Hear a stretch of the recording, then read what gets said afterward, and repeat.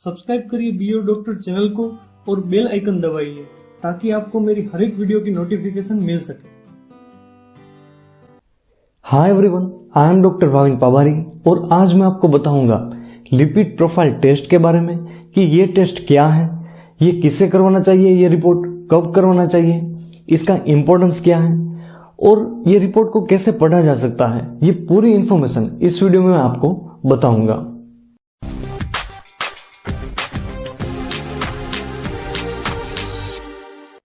अगर आपको ये टॉपिक की नोट्स चाहिए, अगर ये रिटन में चाहिए, तो ये मेरी वेबसाइट biodoctorweb.com वहां से आपको मिल जाएगी, जिसकी लिंक डिस्क्रिप्शन में दी है। आपको कोई भी मेडिकल फील्ड का कोई भी टॉपिक इजी लैंग्वेज में अगर पढ़ना है तो ये मेरी वेबसाइट पर आपको मिल जाएगा। आज का टॉपिक आपको ठीक तरह से समझ में आए, इसलिए ये टॉपिक को हम इस तरह समझेंगे जिसमें लिपिड क्या है, ये टेस्ट क्या है, इसका रिपोर्ट कब करवाना है, किसे करवाना है, इसका इंपॉर्टेंस क्या है, इसका रिपोर्ट को कैसे पढ़ा जा सकता है, इसके रिस्क फैक्टर और लास्ट में इसका मैनेजमेंट कैसे होता है, जिसमें हमें डाइट क्या रखनी है। ये सारे पॉइंट पर इंफॉर्मेशन मैं आपको दूंगा। सबसे पहले समझते हैं कि लिपिड क्या है। लिपिड शब्द का मतलब होता है फैट। जैसे हमारे बॉडी के बाहर के पार्ट पर जो फैट होती है, वैसे हमारे खून के नली के अंदर भी फैट होती है। तो ये चीज क्लियर हो गई, लिपिड यानी कि फैट। फिर समझते हैं कि ये जो लिपिड प्रोफाइल टेस्ट है, ये टेस्ट क्या है।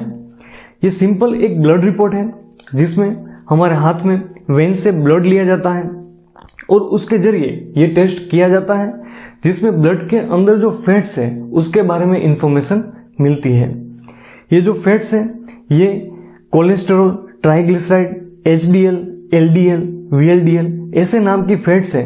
ये रिपोर्ट में हमें इंफॉर्मेशन उसके बारे में मिलती है कि ये जो पार्ट्स हैं ये कितने प्रमाण में हमारे ब्लड में है। तो दो चीज क्लियर होगी कि लिपिड क्या है, लिपिड यानी कि फैट, और दूसरा ये टेस्ट क्या है। ये एक ब्लड रिपोर्ट है जिसमें ऐसे तरह के फैट्स के बारे में इंफॉर्मेशन मिलती है। फिर तीसरा पार्ट समझते हैं कि ये जो रिपोर्ट है ये कब करवाना है और किसे करवाना है। ये जो रिपोर्ट है उसका टाइमिंग रहता है, ये अर्ली मॉर्निंग में ज्यादा करवाए जाते हैं। 12 घंटे तक आपको कुछ नहीं खाना है, उसके बाद ही आपको ब्लड देना है, यानी कि ब्लड देने के पहले के 12 घंटे आपको कुछ नहीं खाना है, ताकि ये जो रिपोर्ट में वैल्यू मिले फैट के बारे में ये एक्यूरेट मिले। अगर आपने कुछ खा लिया, पी लिया, तो उसके बाद इसकी जो वैल्यू है ये अल्टर हो जाती है। तो ये चीज क्लियर हो गई कि आपको ये रिपोर्ट कब करवाना है। फिर दूसरा कि ये रिपोर्ट किसे करवाना है, किसको जरूरत होती है ये रिपोर्ट करवाने की।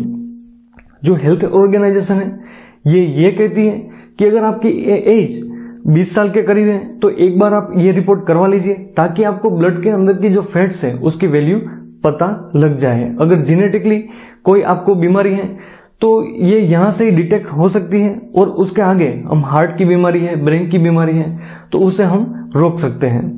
तो हेल्थ ऑर्गेनाइजेशन का कहना है ये है कि एक बार आपको रिपोर्ट अर्ली एज में करवा लेना चाहिए। उसके बाद 35 इयर्स के बाद एवरी 5 ईयर में आपको ये रिपोर्ट करवाना है, ताकि जब कभी कोई डिस्टर्बेंस ब्लड में मिले तो वहां से आपको ये डिटेक्ट होने के बाद आपकी लाइफस्टाइल आप मॉडिफाई कर सको, अगर ट्रीटमेंट की जरूरत है तो ट्रीटमेंट ले सको, और उसके जरिए आगे आपको बीमारी हार्ट की, ब्रेन की ना हो। और अगर एक बार ये रिपोर्ट में डिस्टर्बेंस मिल जाए तो डॉक्टर की सलाह के अनुसार ये रिपोर्ट को हर साल करवाना होता है। तो ये दो चीज क्लियर हो गई कि ये रिपोर्ट कब करवाना है और किसे करवाना है। फिर तीसरा कि इसका इंपॉर्टेंस क्या है, ये रिपोर्ट करवाने के पीछे का इंटेंशन क्या है। जो लिपिड है ये हमारे बॉडी के लिए जरूरी है, फैट है ये हमारे बॉडी के लिए जरूरी है, ये हमें एनर्जी देता है, ये हॉर्मोन्स को प्रोड्यूस करता है। लेकिन अगर इसकी मात्रा बहुत ही ज्यादा बढ़ जाए तो ये चीज होती है, अगर कोलेस्ट्रॉल, ट्राइग्लिसराइड इसकी मात्रा बढ़ जाए तो ये चीज होती है कि जो खून की नली में ब्लड फ्लो हो रहा है वहां धीरे धीरे ये जो फैट है ये जमा होती जाएगी। आपने कई बार सुना होगा रिलेटिव्स में कि किसी की जो नली है ये 50% ब्लॉक है, किसी की 90% ब्लॉक है।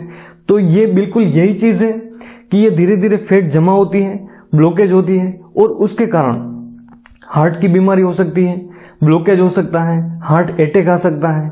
स्ट्रोक आ सकता है, ऐसी बीमारी हो सकती है। इसलिए ये रिपोर्ट को एक बार मेजर करने के बाद आपको लाइफस्टाइल में कितना चेंज करना है ये पता लग जाएगा। तो ये रिपोर्ट करने के पीछे का इंपॉर्टेंस ये है कि अगर एक बार कुछ डिस्टर्बेंस डिटेक्ट हो गई तो उसके बाद आगे हार्ट की बीमारी ना हो, ब्रेन की बीमारी ना हो, उसके लिए हम पूरी तकेदारी रख सकते हैं। तो हमने ये 3 चीज क्लियर कर ली कि लिपिड क्या है, ये टेस्ट क्या है और तीसरा इसका इंपॉर्टेंस क्या है। अब मैं आपको बता रहा हूं कि ये रिपोर्ट को कैसे पढ़ा जा सकता है, ये रिपोर्ट में क्या समझना होता है। ये बहुत ही सिंपल और बहुत ही इंटरेस्टिंग है। आप कोई भी रिपोर्ट देखोगे तो एक तरफ फैट्स के नाम होंगे, cholesterol, triglyceride, HDL, LDL, VLDL और उसके रेशियो, और सामने एक रेफरेंस वैल्यू होगी कि नॉर्मल रेंज में ये इतनी मात्रा में ये फैट होना चाहिए। अगर नॉर्मल रेंज से बाहर है तो ये भी रिपोर्ट में ही मेंशन होगा कि ये बॉर्डरलाइन है या फिर हाई है या फिर वेरी हाई है। आपको सिर्फ आपको जो वैल्यू मिली है उसको रेफरेंस वैल्यू से कंपेयर करना है। हम पूरी डिटेल में समझते हैं, पूरी इंफॉर्मेशन मैं आपको बताता हूं। सबसे पहले समझते हैं कि कोलेस्ट्रॉल क्या है, इसकी कितनी मात्रा होनी चाहिए। कोलेस्ट्रॉल है ये एक वैक्सीन सब्सटेंस है, इसकी मात्रा 200 mg/dl उससे हमारे बॉडी में कम होनी चाहिए। ब्लड में ये इसकी मात्रा 200 से कम होनी चाहिए। अगर 200 to 239 हो रही है तो ये कहा जा सकता है कि कोलेस्ट्रॉल है ये बॉर्डरलाइन है, और अगर 240 से अगर ज्यादा है तो हम कह सकते हैं कि ये हाई है। जो कोलेस्ट्रॉल है अगर इसका प्रमाण बहुत ही लंबे समय तक ज्यादा रहे तो ये हमारे हार्ट के लिए, ब्रेन के लिए खतरा रूप है। हमारी जो आर्टरीज है उसमें ये कोलेस्ट्रॉल चिपक सकता है, क्लॉट बना सकता है और फाइनली हार्ट को ब्लड नहीं मिलता है, ऐसी बीमारी हो सकती है। इसलिए हमारा गोल ये रहना चाहिए कि हमारे बॉडी में, ब्लड में कोलेस्ट्रॉल का जो वैल्यू है ये 200 से कम रहे। फिर दूसरा समझते हैं, और एक चीज यहां इंपॉर्टेंट कि जो कोलेस्ट्रॉल है ये हमें मिल्क प्रोडक्ट से मिलता है, ये हमें एनिमल से मिलता है, एनिमल प्रोडक्ट से। मिल्क प्रोडक्ट में मिल्क हो या फिर बटर, चीज, ऐसी चीज से मिलता है, और एनिमल फूड में मीट हो, फिश हो, एग हो, ऐसे मिलता है। तो अगर जिसको कोलेस्ट्रॉल के प्रमाण ज्यादा रहता है तो उसको ये जो खुराक है ये कम लेना चाहिए या फिर बंद कर देना चाहिए। तो ये चीज इंपॉर्टेंट है, ये नोट कर लीजिए। फिर दूसरा कि ट्राइग्लिसराइड ये भी एक फैट का पार्ट है। ये हमें मिलता है ऑयली चीज से मिलता है, कोकोनट ऑयल हो या फिर सोयाबीन ऑयल हो, मूंगफली का ऑयल हो, या फिर सिर्फ आप ड्राई फ्रूट्स खा रहे हो, मूंगफली खा रहे हो, तो उसमें से ये हमें ट्राइग्लिसराइड मिलता है। ऑयल यानी कि ट्राइग्लिसराइड, इसकी मात्रा हमारे शरीर में रहनी चाहिए 150 से कम। अगर 150 to 199 रहती है तो ये हम कह सकते हैं कि ये बॉर्डरलाइन है, ज्यादा नहीं है। लेकिन अगर 200 to 499 ये मात्रा हाई होती है, और 500 से भी अगर ट्राइग्लिसराइड ज्यादा रहता है तो ये वेरी हाई है। तो ऐसे करके ट्राइग्लिसराइड को देखना होता है। ये 150 से कम होना चाहिए हमारे हेल्थ के लिए। अगर इसकी मात्रा ज्यादा रहती है तो बिल्कुल वही चीज होती है जो मैंने आपको कोलेस्ट्रॉल में समझाया, ये आर्टरीज में धीरे धीरे चिपक जाता है। ये बहुत ही स्लो पॉइजन है, धीरे धीरे चिपकने के बाद क्लॉट होता है, हार्ट तक खून ठीक तरह से नहीं पहुंचता है, हार्ट डिजीज होता है, हार्ट अटैक हो सकता है, ब्रेन का स्ट्रोक हो सकता है, ऐसी चीज हो सकती है। इसलिए हमें ऑयल वाला खुराक है ये बहुत ही कम कर देना चाहिए। आज नहीं तो कल एक एरा ऐसा आएगा कि ऑयल का उपयोग बहुत ही कम हो जाएगा, क्योंकि अभी दिन प्रतिदिन हार्ट की बीमारी बढ़ रही है। तो आपको ये बिल्कुल ख्याल रखना चाहिए कि ऑयल वाला खुराक आप बहुत ही ज्यादा ले रहे हो तो आपको ये रिपोर्ट भी एक बार रेफरेंस के लिए करवाना चाहिए, और आपको ये सा खुराक भी कम कर देना चाहिए। तो ऐसे करके ट्राइग्लिसराइड रिपोर्ट में इंटरप्रेट किया जाता है, जिसमें इसकी वैल्यू 150 से कम रहनी चाहिए, कोलेस्ट्रॉल की वैल्यू 200 से कम रहनी चाहिए। फिर आता है एचडीएल यानी कि हाई डेंसिटी लाइपोप्रोटीन, ये कोलेस्ट्रॉल का ही पार्ट है।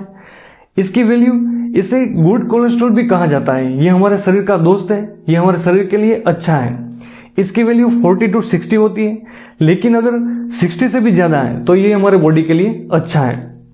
जब आर्टरीज में, खून की नली में जब चर्बी जमा होती है, जब क्लॉट्स बनता है, तो जो एचडीएल वहां से निकलता है तो वो उसे रिमूव कर देता है। हमें फ्यूचर में होने वाली बीमारी ये एचडीएल कम कर देता है, इसलिए इसे गुड कोलेस्ट्रॉल कहा जाता है। फिर उसके बाद लिखा हुआ होता है एलडीएल यानी कि लो डेंसिटी लाइपोप्रोटीन कोलेस्ट्रॉल, ये भी कोलेस्ट्रॉल का ही पार्ट है, लेकिन ये हमारे शरीर के लिए बहुत ही ज्यादा नुकसानकारक है। इसे बैड कोलेस्ट्रॉल भी कहा जाता है। इसकी जो वैल्यू है ये 100 से कम रहनी चाहिए, लेकिन अगर 100 to 129 तक रहती है तो ये नियर अबाउट नॉर्मली कह सकते हैं, लेकिन 130 to 159 ये बॉर्डर लाइन हुआ, और 190 से अगर ज्यादा है तो ये हाई है। तो जो एलडीएल है, जो लो डेंसिटी लाइपोप्रोटीन है, उसकी वैल्यू हमें 100 से कम रखनी है ताकि हमें हार्ट की बीमारी इन फ्यूचर ना हो। यह हमें तकेदारी रखनी है। उसके बाद रिपोर्ट में होता है VLDL यानी कि वेरी लो डेंसिटी लाइपोप्रोटीन। इसकी मात्रा 30 mg पर DL उससे कम रहनी चाहिए। यहाँ जितने भी मैंने डिजिट मेंशन करता हूं ये mg पर DL ही है, मिलीग्राम पर DL है, इसलिए हर बार मैं वो मेंशन पूरा mg पर DL नहीं करूंगा। उसके बाद उसमें रेशियो आपको रिपोर्ट में दिखेंगे, जिसमें कोलेस्ट्रॉल और HDL का एक रेशियो होता है, और उसके नीचे LDL और HDL उसका एक रेशियो होता है। जो कोलेस्ट्रॉल HDL का रेशियो है ये 5 से कम रहना चाहिए, और LDL HDL का रेशियो है ये 3.5 से कम रहना चाहिए। तो ऐसे करके ये रिपोर्ट को इंटरप्रेट किया जाता है। अब मैं आपको बता रहा हूं कुछ रिस्क फैक्टर के बारे में कि इस परिस्थिति में कोलेस्ट्रॉल, ट्राइग्लिसराइड उसका लेवल बढ़ सकता है और इन फ्यूचर हमें नुकसान पहुंचा सकता है। ऐसे रिस्क फैक्टर में जिसको ब्लड प्रेशर, डायबिटीज ऐसी बीमारी हो, ओबेसिटी यानी कि वेट बहुत ही ज्यादा हो, ये परिस्थिति में कोलेस्ट्रॉल का, ट्राइग्लिसराइड का लेवल ज्यादा आ सकता है और इन फ्यूचर नुकसान हो सकता है। इसलिए ऐसी परिस्थिति में, ऐसी डिजीज कंडीशन में आपको इसका लेवल मॉनिटर रखना चाहिए। ट्रीटमेंट की जरूरत है तो ट्रीटमेंट लेनी चाहिए ताकि कोलेस्ट्रॉल और ये जो लिपिड प्रोफाइल टेस्ट है ये डिस्टर्ब ना हो। फिर रिस्क फैक्टर में आता है अल्कोहल, सिगरेट, स्मोकिंग। अगर इसका एडिक्शन है तो भी ये कोलेस्ट्रॉल के लिए खतरा रूप है, ये ट्राइग्लिसराइड के लिए खतरा रूप है और इन फ्यूचर हमें नुकसान हो सकता है। हमारी लाइफस्टाइल अगर इनएक्टिव है, अगर हम चलते फिरते नहीं है, बैठे बैठे ही काम करते रहते हैं, तो ये भी रिस्क फैक्टर में आता है। और लास्ट और बहुत ही इंपॉर्टेंट जो हम सबको होता है, अगर हम स्ट्रेस बहुत ही ज्यादा लेते हैं तो भी कोलेस्ट्रॉल का लेवल, लिपिड प्रोफाइल का जो रिपोर्ट है उसका डिस्टर्बेंस हो सकता है, ट्राइग्लिसराइड का लेवल बढ़ सकता है और हमें हार्ट की बीमारी, ब्रेन की बीमारी बहुत ही लंबे समय के बाद इन फ्यूचर हो सकती है। इसलिए हम ऐसी चीजों से हमें अवॉइड रखना चाहिए। अब आज के इस वीडियो के लास्ट पार्ट में हम समझते हैं कि इसका मैनेजमेंट क्या हो सकता है, इसमें हमें क्या तकेदारी रखनी चाहिए। इसका जो मैनेजमेंट है ये बहुत ही सिंपल है। जो मैंने रिस्क फैक्टर समझाया उसके रिवर्स करना है। अगर आपको एडिक्शन है अल्कोहल का, सिगरेट, स्मोकिंग का, तो वो छोड़ देना चाहिए, कम कर देना चाहिए। आप स्ट्रेस ले रहे हो तो उसे कम कर देना चाहिए, नहीं लेना चाहिए, क्योंकि स्ट्रेस लेने से भी कोई सॉल्यूशन नहीं मिलता है। फिर अगर आपका कोलेस्ट्रॉल लेवल ज्यादा है तो आपको मिल्क प्रोडक्ट्स जो है, बटर है, चीज है, उसे कम कर देना चाहिए, नहीं लेना चाहिए। आपको एनिमल फूड, चिकन है, मीट है, एग्स है, ये नहीं लेना चाहिए, कम करना चाहिए ताकि आपका कोलेस्ट्रॉल का लेवल कंट्रोल में रहे। अगर ट्राइग्लिसराइड का लेवल अगर ज्यादा आ रहा है तो आपको हर तरह के ऑयल उसका उपयोग बहुत ही कम या फिर बंद कर देना चाहिए ताकि ट्राइग्लिसराइड का लेवल नॉर्मल रहे। और मैनेजमेंट में अगर सपोर्ट में जरूरत पड़े तो आपको मेडिसिन्स लेनी चाहिए जिससे कोलेस्ट्रॉल कम हो, ट्राइग्लिसराइड कम हो। ऐसी दवाई आती है, एटेरोवास्टेटिन है या फिर रोजुवास्टेटिन जो कोलेस्ट्रॉल को कम करती है, या फिर फिनोफाइब्रेट आती है जो ट्राइग्लिसराइड को कम करती है। तो ऐसी मेडिसिन के जरिए भी हम ये जो डिस्टर्बेंस है उसे क्लियर कर सकते हैं। हमें एक्सरसाइज करनी चाहिए, योगा करना चाहिए और उसके जरिए भी हमारी हेल्थ भी अच्छी रहती है और ये लेवल को भी नॉर्मल रेंज में रखने में फायदा मिलता है। तो ऐसे करके आज हमने समझा कि लिपिड प्रोफाइल टेस्ट क्या है, इसको रिपोर्ट को कैसे पढ़ा जा सकता है। Hope you would like my video. अगर आपको थोड़ा भी पसंद आया हो तो मैं एक्सपेक्ट करता हूं इस पर लाइक कर दीजिए, इसको शेयर करिए और किसी को जरूर ही काम आएगा। मुझे कमेंट करिए, मेल करिए, मैं पूरा ट्राई करूंगा आपको रिप्लाई देने का। और सब्सक्राइब किए बिना न जाइए। Thank you very much.